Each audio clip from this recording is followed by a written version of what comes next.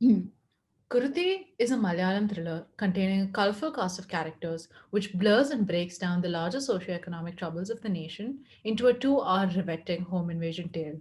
Even while translating the bigger picture, it still manages to keep the perspectives of the various groups authentic and without stereotyping these groups.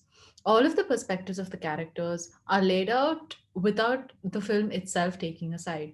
Films rarely utilize the entire cast of characters or even make them feel three dimensional.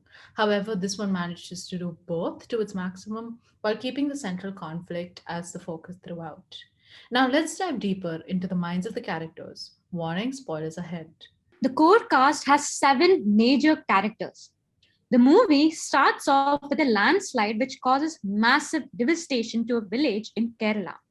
In the aftermath of the devastation, the conflict of the film starts off when an inspector brings in a convict, Vishnu, played by Sagar, into the house of one of the villagers during the night unannounced.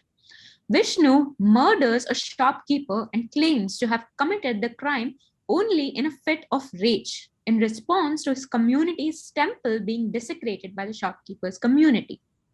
By far, my most favorite character was the old man Musa, played by Mamukoya. Everything he said made so much sense, and he seemed the most relatable of the bunch, and he had some of the best dialogues in the film. Ibrahim, played by Roshan Matthew, is a character traumatized by the landslide, where his wife and daughter passed away. In the aftermath, his journey with his faith becomes anchored to reaching heaven, where he is sure that his daughter also is. He is the protagonist. However, he was a character who had no agency and just reacted to the situation around him. And he is the only character that is confused on his perspective. And without his father as an anchor in terms of morality, B would never know the direction he would have taken in the second act. Sumati, played by Srinda, is Ibrahim's neighbor who has also been impacted by the disaster and wants to get married to Ibrahim. And she ends up being stuck in the house that night. When the conflict escalated, she did an incredible job of talking about faith and religion while straddling two very different worlds, even when she talked about protecting Vishnu, the felon. Her character arc was the most representative of the struggles of her community, while she still set out to bring a sense of communal harmony between the two sides. Laik, played by Prithviraj, is the main antagonist who is after Vishnu. From his very first glimpse in the movie, we are reminded of a tiger on a hunt for its prey. Whereas a tiger would be ready to give up and move on from its prey if the prey was difficult to catch. Laik, however, was far from a type of person who would give up. Laik's viewpoint, his principles, and his beliefs are very strong and unmoving, which is a contrast to Ibrahim's wavering and confused mindset regarding his beliefs. Laik constantly tries to influence Ibrahim by forcing his opinion on what the right thing to do is in the name of God.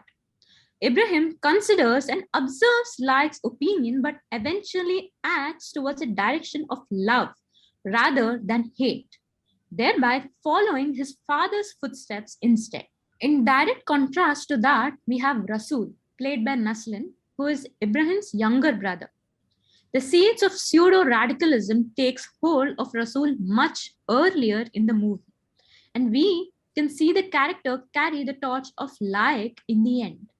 You can see both sides of the conflict where Ibrahim doubts his faith, changes his perspective, and grows towards love, while the opposite is seen in his brother. All of these characters represent different age groups, the youngest being Vishnu and Rasul, whose actions are fueled by rage.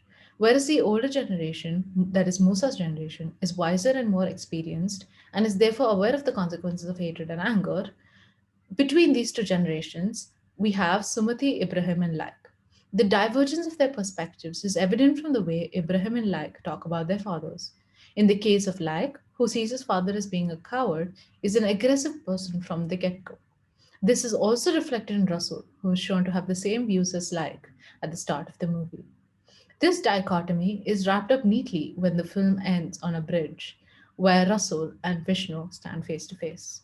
The film leaves this as a cliffhanger, but with a subtextual message. The tension created by the cinematography is very reminiscent of Tarantino. However, the film manages to have a unique take on spinning the Western theme and applying it to a home invasion tale set in Kerala. The suspense is retained throughout the movie, which increases the paranoia of the characters and that of the watcher. What we all can take away from this movie is that, in the end, nature destroys and affects everyone, irrespective of their race, creed, gender, caste, or color. And this is the message that opens the film.